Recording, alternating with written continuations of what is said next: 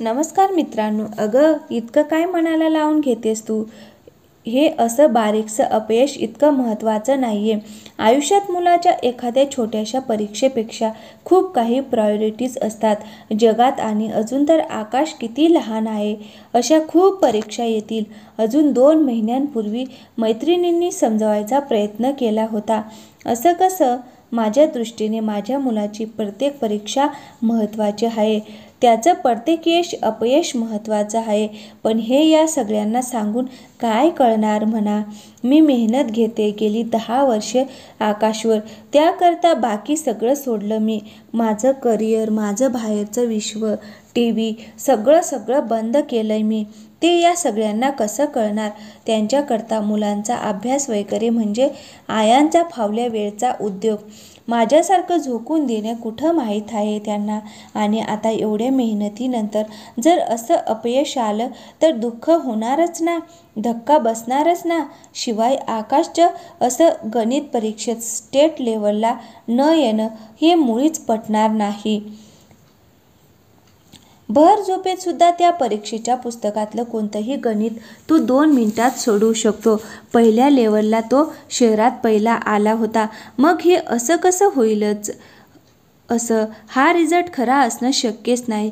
कुठे चूक झाली तेच कळत नाही. आणि ते लोक तर सोडवलेला पेपर दाखवायला पण तयार नाहीत. अर्थात ती हे सगळं मनातल्या मनात बोलत होती. इतर कुणाशी काहीच बोलण्यात अर्थ नव्हता.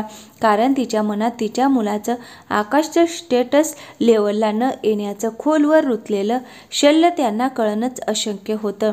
तो 5वीत असला म्हणून काय झालं? किती महत्त्वाची गणिताची परीक्षा होती ती. ह्या परीक्षेकरता तर तिने मागच्या वर्षीपासूनच तयारी सुरू केली होती. आकाशची आता सगळे आपल्याकडे बघून हसतायत असं वाटत होतं तिला. नेहमी सगळीकडे पहिला येणारा आकाश यावेळी रँकमध्ये पण नाही. बाकी सगळ्या आयांचे विचार तिला खूप वरवरचे वाटायचे. नेहमीच इवन घरात सुनीलला, तिच्या नवऱ्यालाही तिचं वाईट वाटणं कळूच शकणार नव्हतं. एवढीशी काय ती परीक्षा? किती बाऊ करतेस सगळ्यांचा. आता काही दिवसांनी तू विसरशील पण हे. असं सुनीलने म्हणताच तिला आणखीनच वाईट वाटले. त्याचाही रागच आला होता. अशी कशी विसरेन मी? तिची मेहनत, तिचं वाटणं त्यांच्यापर्यंत पोहोचतच नव्हतं. मग तिनं सगळ्यांशी भेटणं बोलणंच बंद केलं होतं. गेल्या 2 महिन्यात तिने तिच्या मुलाबरोबर घेतलेल्या एवढ्या मेहनतीनंतर आलेलं हे अपयश तिला पेलवतच नव्हतं. आकाश जात होता आपला रोज शाळेत. तो विसरला पटकन त्याचा रिझल्ट. मग तिला त्याचा रागही आला. असं कसं याला काहीच वाटत नाही? म्हणजे आता याला अपयशाची सवय होणार का?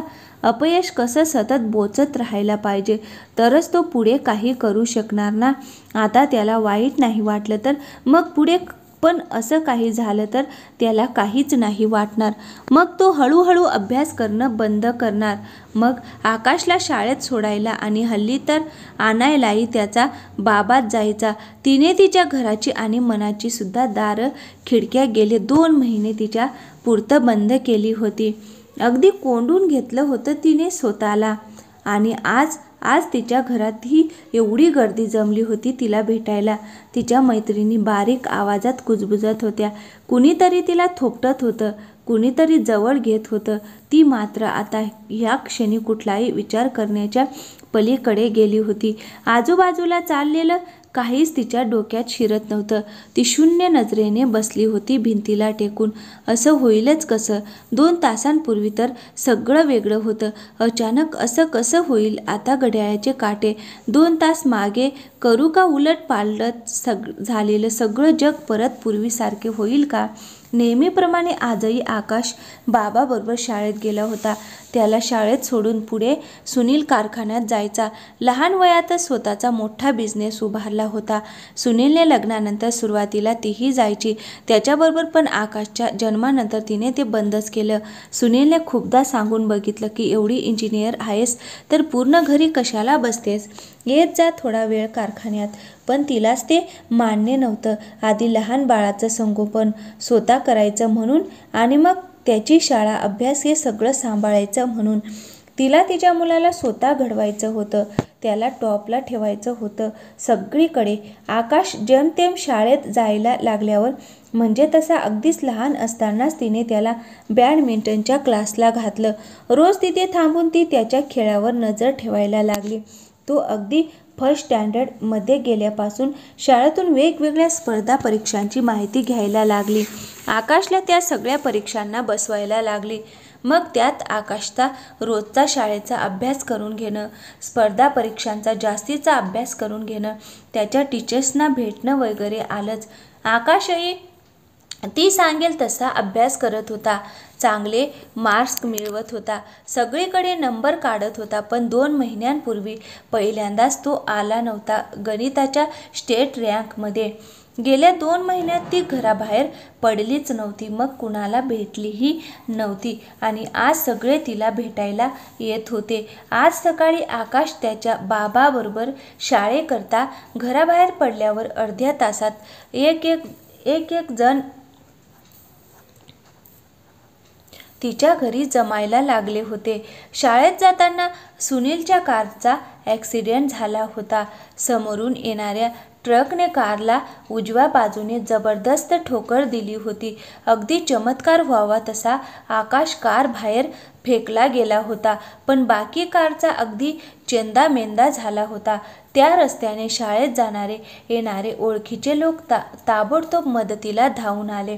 कुणीतरी त्यांना हॉस्पिटलमध्ये घेऊन गेले. घरी तिला धीर द्यायला येत होते. आकाश ठीक होता तरी जबरदस्त शॉकमध्ये होता.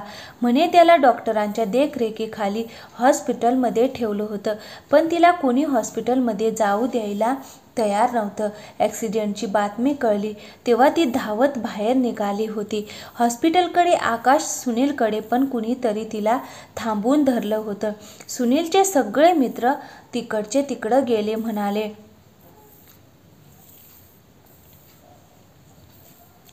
तिला वाटत होतं डॉक्टर काहीतरी करत असतील. सुनील स्ट्रॉंग आहे, लढवय्या आहे. तो सगळ्यातून तावून सुलाखून निघत असतो. तसा आताही निघेल. कुणी काही बोलत नसली तरी तो असेल ठीकच असेल. लुळा पांगळा झाला तरी चालेल, पण तो जिवंत हवा. गेले काही दिवस मी अगदीच दुर्लक्ष केलं त्याच्याकडे आणि आकाशकडे पण आता नाही करणार. त्यांना सुखरूप घरी येऊ दे. गाडीचा चेंदामेंदा झाला म्हणे. होऊ दे. माझा सुनील अशा 10 गाड्या आणून उभ्या करेल. माझा आकाश मला हवा आहे जसाचा तसा. नाही, जसाच्या तसा नसला तरी चालेल, हातपाय मोडलेले असेल तरी चालतील, पण हवा जिवंत हवा. देवा, मला जगातलं कुठलंही दुःख दे, पण माझं घर, माझी माणसं सुरक्षित ठेव. बस, यापुढे मी दुसरं काहीच मागणार नाही. पण सुनील जागच्या जागीच गेला होता. सुनीलची बॉडी पोस्टमॉर्टम करता नेली असं कुणीतरी नंतर म्हणालं होतं. ती शून्यात नजर लावून बसली होती. मन अगदी रिकामं झालं होतं. डोळ्यातून पाण्याचा थेंबही येत नव्हता.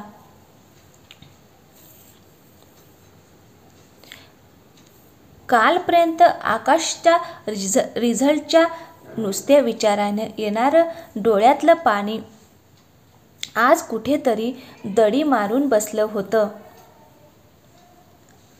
मित्रांनो, कशी वाटली आजची कथा? आवडली असेल तर व्हिडिओला एक लाईक करा आणि चॅनल